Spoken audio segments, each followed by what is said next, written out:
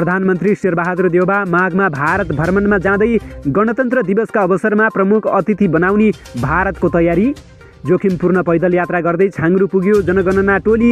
कालापानी र लिम्पियाधुराको जनगणना नगरे राष्ट्रघात हुने बुद्धिनारायण श्रेष्ठको चेतावनी। भीम रावलद्वारा एमसीसी खारेज गर्न माग, एमसीसी अनुमोदन गरे देश अमेरिकाको हातमा जाने गम्भीर खुलासा। चीनले चाहे केही मिनेटमा नै ताइवानलाई नियन्त्रणमा लिन सक्ने चीनका विशेषज्ञको दाबी। युरोपेली देशमा ताइवानको कार्यालय खुलेपछि चीनले उठायो यस्तो कदम। शान्तिपूर्ण राजनीतिमा अवतरण गरेसँगै विप्लवलाई चिनिया कम्युनिस्ट पार्टीको निम्तो। चीनले साना देशलाई कहिले धम्की दिँदैन, चिनिया राष्ट्रपति सी जिनपिङको भनाई। र बिहानै चीनबाट आयो निकै खुसीको खबर। चीनबाट ल्याइएको 25,000 मेट्रिक टन मल नेपाल भित्रिँदै। नमस्कार, ग्रेटर नेपाल टिभीले तयार पारेको न्युज अपडेटबाट यहाँलाई हार्दिक स्वागत छ। अब सुन्नुहोस् पुरा समाचार। पछिल्लो पटक चीनबाट ल्याइएको कुल 25,000 मेट्रिक टन रासायनिक मल डिएपी नेपाल भित्र्याउने तयारी गरिएको छ। चीनबाट भारतसम्म र भारत हुँदै नेपालसम्म मल भित्र्याउने योजना अन्तर्गत अहिले उक्त मल नेपालको सीमावर्ती भारतीय बजारसम्म आइपुगेको हो। नेपालमा विशेष गरी 3 नाकाबाट रासायनिक मल नेपाल ल्याइन्छ। वीरगञ्ज, विराटनगर र भैरवा नाका पर्छन्। कृषि सामग्री कम्पनी लिमिटेड 2 नम्बर प्रदेश कार्यालय वीरगञ्जका अनुसार सीमापारी भारतीय बजारसम्म आइपुगेको उक्त मल अब नेपालसम्म भित्र्याउने अन्तिम तयारी गरिएको हो। सीमापारी भारतीय बजार रक्सौलसम्म आइपुगेको रासायनिक मल डिएपी अब तत्कालै नेपाल भित्र्याउने तयारी गरिएको कार्यालयका सहायक प्रबन्धक दुर्गा प्रसाद पाण्डेले जानकारी दिए।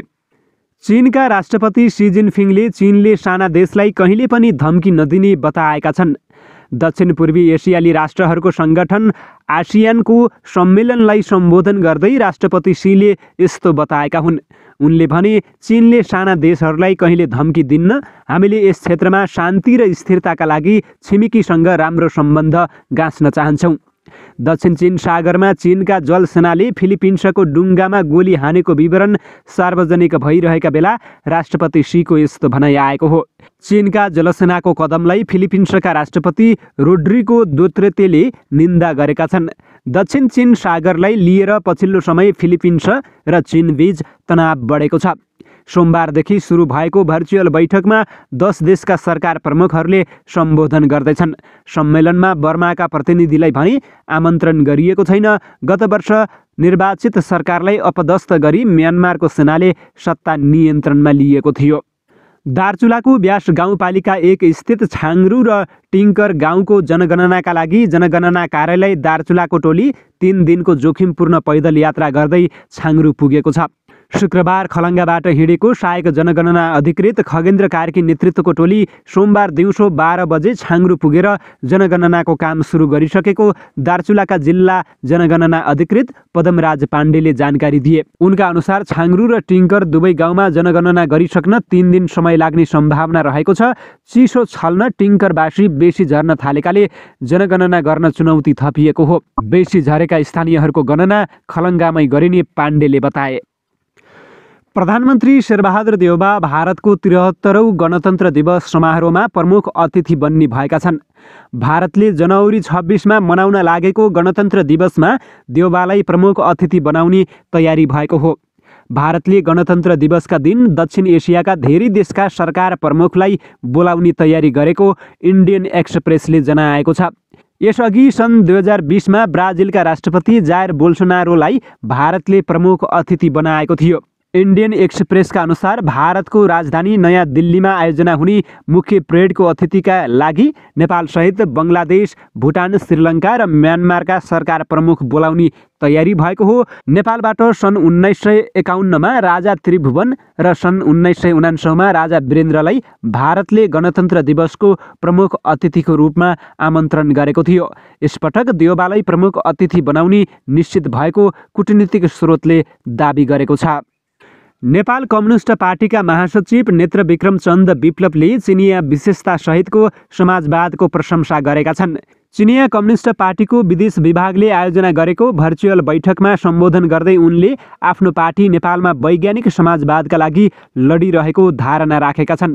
विप्लवले त्यसका लागि आन्तरिक र बाह्य चुनौती रहेको बताएका थिए। उनले चीनले हासिल गरेको सफलताबाट दक्षिण एसिया मात्र नभएर विश्वकै कम्युनिस्ट पार्टीहरू प्रभावित बनेको धारणा राखेका छन्। चिनिया कम्युनिस्ट पार्टीले नयाँ व्यवस्थाको जुन दृष्टिकोण राखेको छ त्यसमा हाम्रो पनि मत मिलेको छ। हामी नेपालमा वैज्ञानिक समाजवादका लागि लडिरहेका छौँ, उनले भनेका थिए। कार्यक्रममा उनकै पार्टीका अर्का नेता खड्गबहादुर विश्वकर्मा लगायत शीर्ष नेतासहित उपस्थित रहेको थियो। चीनको बेइजिङबाट चिनिया कम्युनिस्ट पार्टीको विदेश विभागका नेता सङ थाओ सहित वरिष्ठ नेता सहभागी थिए। कार्यक्रममा नेपाल, श्रीलङ्का, भारत र बङ्गलादेशका कम्युनिस्ट पार्टीका नेताले आफ्नो कार्यक्रममा मन्तव्य दिएका थिए। कार्यक्रममा विप्लवले 19औं केन्द्रीय समितिको 6औं विस्तारित बैठक सम्पन्न गरी ऐतिहासिक निर्णय लिएकोमा चिनिया कम्युनिस्ट पार्टीलाई बधाई तथा शुभकामना दिनुको साथै विश्व कम्युनिस्ट आन्दोलनको चौथो कम्युनिस्ट इन्टरनेसनलका बारेमा प्रश्न समेत गरेका थिए। जवाफमा चिनिया नेता छिङ काङले कम्युनिस्ट आन्दोलन र समाजवाद निरन्तर विकास भइरहेको र त्यो नयाँ चरणमा पुगेको दाबी गरेका थिए। उनले आफूहरू यसबारे छलफल गरिरहेको तर निष्कर्षमा पुगिन नसकेको जानकारी दिएका थिए। विप्लव चिनिया कम्युनिस्ट पार्टीसँग लामो समयदेखि सम्पर्कमा थिए, तर औपचारिक रूपमा भने चीनले उनलाई पहिलो पटक बोलाएको हो। विप्लवले माओवादी केन्द्र 2073मा छोडेसँगै उनको चिनिया कम्युनिस्ट पार्टीसँग सम्बन्ध टुटेको थियो। त्यसपछि उनको पार्टीले हिंसात्मक आन्दोलन सुरु गरेको थियो। लिथुनियाप्रति आक्रोश व्यक्त गर्दै चीनले उसका साथ आफ्नो राजनैतिक सम्बन्धको स्तरलाई डाउनग्रेड गरेको छ। ताइवानलाई आफ्नो देशमा प्रतिनिधि कार्यालय खोल्ने अनुमति दिएका कारण लिथुनियासँग रिसाएको चीनले यस्तो कदम उठाएको बीबीसीले जनाएको छ। लिथुनियाले भने ताइवानसँग सम्बन्ध राख्ने अधिकारको बचाउ गरेको छ र एक चीन नीतिको सम्मान गर्ने जनाएको छ। लिथुनियामा ताइवानको नयाँ प्रतिनिधि कार्यालय सामान्य आधिकारिक राजनीतिक सम्बन्धको समान नभएको जनाएको छ, तर यस घटनालाई दुई देशबीच बढेको सम्बन्धको रूपमा हेरिएको छ। बेइजिङले लगातार ताइवानलाई आफ्नो हिस्सा बताउँदै आएको छ, तर ताइवानले हरेक पटक यसको विरोध गर्दै स्वतन्त्र देश भएको बताउँदै आएको छ। लिथुनियामा नयाँ कार्यालयको नाम चीन ताइपे राख्नुको सट्टा ताइवान कार्यालय राखिएको छ। विगत 18 वर्षमा युरोपमा खुलेको यो पहिलो राजनीतिक कार्यालय हो। चीनको दबावका बीच ताइवानमा केही साझेदार छन् जसका साथ उसको औपचारिक सम्बन्ध रहेको छ। यसैबीच चीनका विशेषज्ञले सरकारले चाहने हो भने केही मिनेटमा नै ताइवानलाई आफ्नो नियन्त्रणमा लिन सक्ने बताएका छन्। साउथ चाइना मर्निङ पोस्टका अनुसार साङ्घाई इन्स्टिच्युट फर ताइवान स्टडिजकी यु सेन्टियानले सामर्थ्य भए पनि चीनले यो मामिलालाई शान्तिपूर्ण एकताको माध्यमबाट सुल्झाउने बताएकी छन्। उनले यो मुद्दा चीनको चिन्ताको विषय भए पनि अमेरिका जोडिनुपर्ने कुनै कारण नभएको बताएकी छिन्। उनले चीन तत्कालै ताइवानमाथि आक्रमण गर्ने मनस्थितिमा नरहेको बताएकी छिन्। उनका अनुसार यो मामिला नसुल्झिए चीनले ताइवानमाथि कानुनी, आर्थिक र सांस्कृतिक रूपमा दबाव बढाउनेछ। चिनिया सरकारका ताइवान मामिला हेर्ने एक सल्लाहकारले अहिले चीनलाई अवस्था नियन्त्रणमा छ भन्ने विश्वासमा रहेको बताएका छन्। यसै साता अमेरिकी राष्ट्रपति जो बाइडेन र चिनिया राष्ट्रपति सी जिनपिङ बीच भएको वार्तामा राष्ट्रपति सीले ताइवानको मुद्दाबारे अमेरिकालाई चेतावनी दिँदै आगोसँग नखेल्न सुझाव दिएका थिए। यसअघि बाइडेनले चीनले आक्रमण गरे ताइवानको रक्षा अमेरिकाले गर्ने बताएका थिए। यो वार्तापछि चीनले ताइवानबारे आक्रामक कदम चाल्न सक्ने आशंका बीच चिनिया विशेषज्ञले तत्काल युद्धको सम्भावना नरहेको बताएका हुन्। चीनले शान्तिपूर्ण तरिकाले ताइवानलाई नियन्त्रणमा लिने कदम चालिरहेको उनीहरूको भनाइरहेको छ। नेकपा एमालेका उपाध्यक्ष डाक्टर भीम रावलले अमेरिकी सहयोग सम्बन्धी एमसीसी खारेज गर्न माग गरेका छन्। हिजो रिपोर्टर्स क्लब नेपालमा अध्यक्षको उम्मेदवारी घोषणा गर्दै खारेज गर्न माग गरेका हुन्। एमसीसीमा रहेका गम्भीर खालका बुँदा संशोधनमा जोड दिँदै रावलले भने संशोधन हुन सक्दैन भने एमसीसी खारेज गर्नुपर्छ।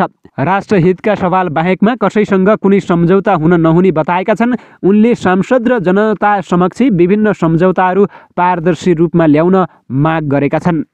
सीमाविद बुद्धिनारायण श्रेष्ठले दार्चुला जिल्लाको उत्तर पश्चिमी क्षेत्र कालापानी र लिम्पियाधुरा लगायतका स्थानमा जनगणना नगरे राष्ट्रघात गरेको ठहरिने बताएका छन्।